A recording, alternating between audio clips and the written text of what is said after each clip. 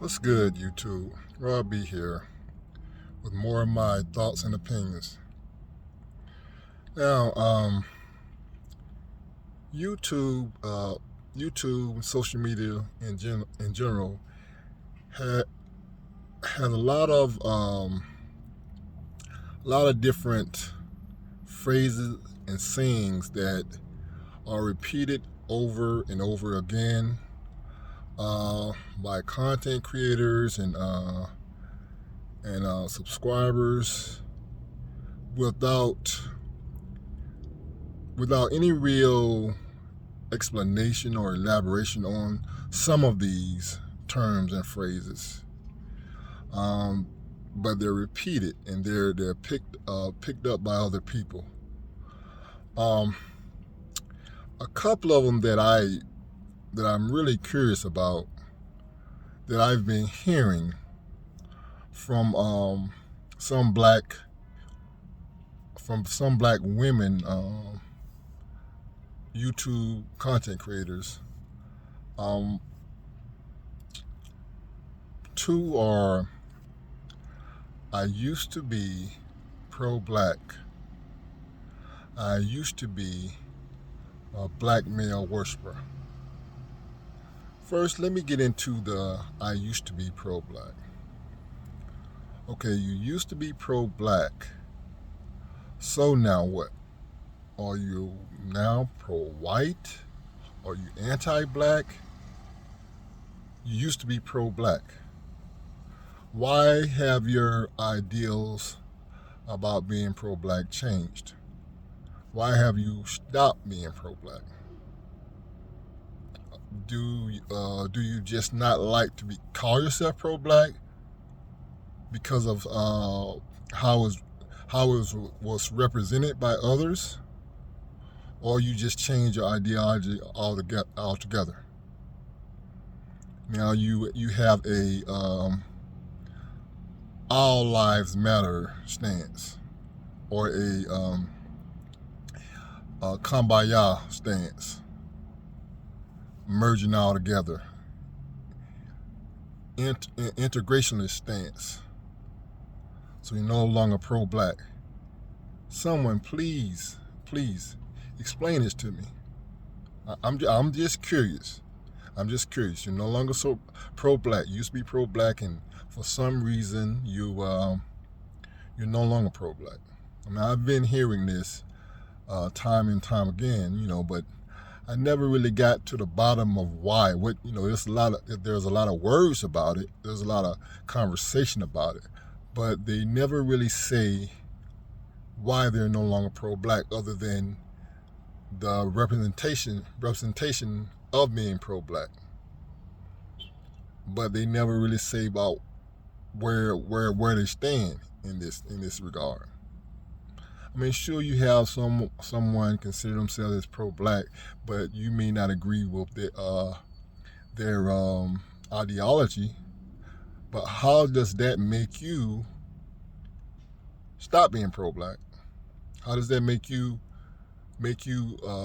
anti-black or pro-white? Because if you're not pro-black, what are you? What is your stance now in regards to blackness?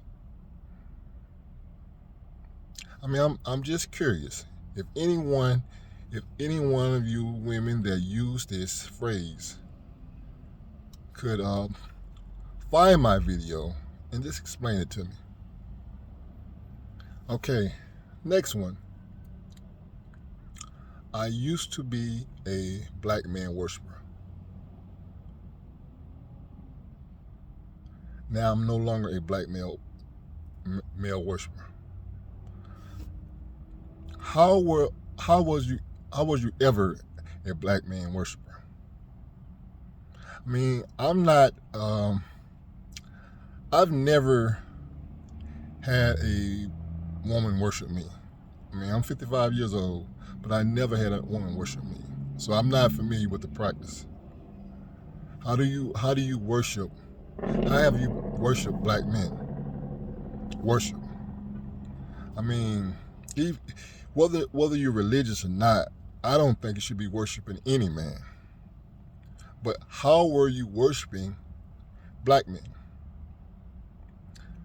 I mean, this phrase is said a lot on here on YouTube, especially by the women that are that have gone from a pro-black stance to a pro-black woman stance slash anti-black man stance. They no longer they're no longer worshiping black men. So someone please explain to me, how were you worshiping black men?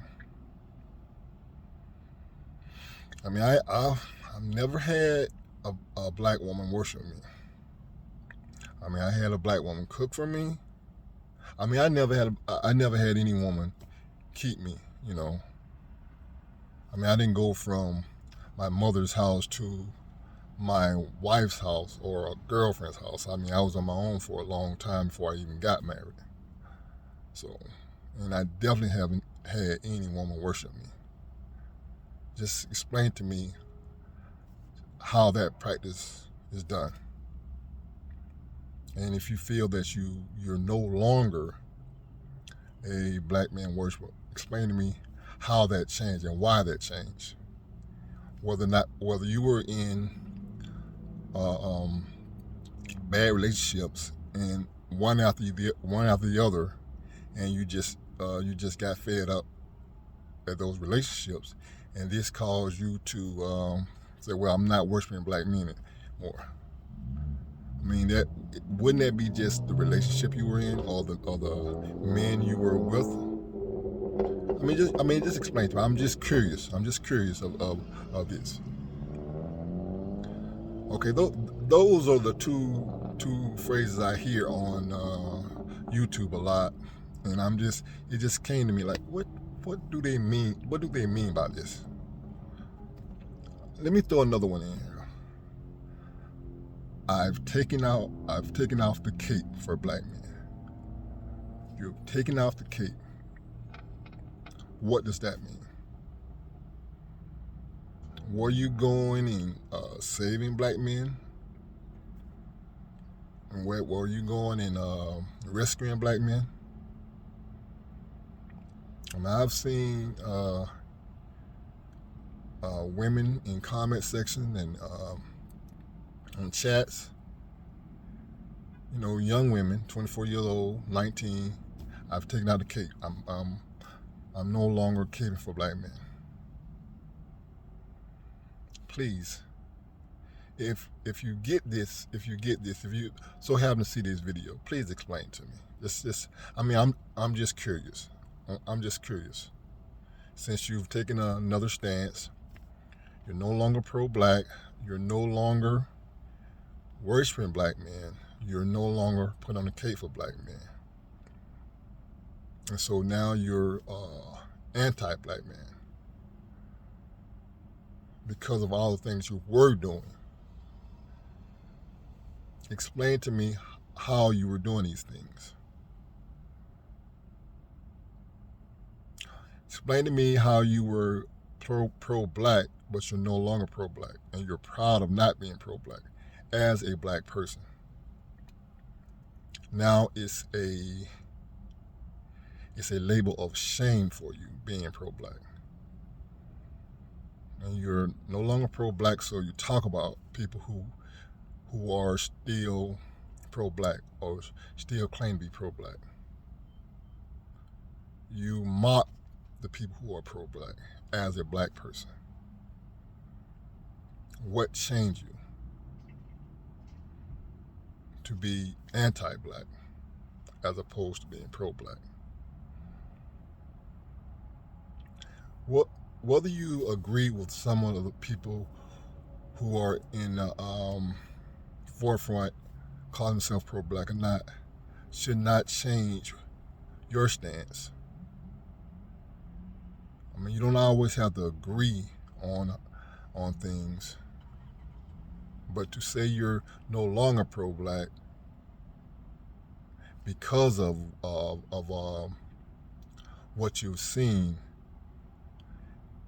that to me is like, well, you really what you really didn't have a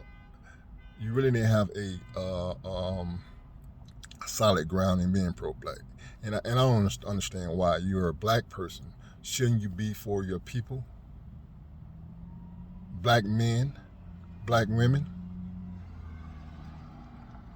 That's how pro-black is being. I mean, we're all not activists. Some are, but if you're no longer pro-black, you must be anti-black.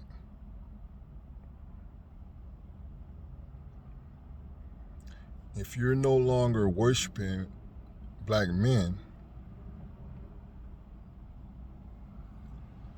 the question is, why were you worshiping black men anyway? Why were you worshiping any men?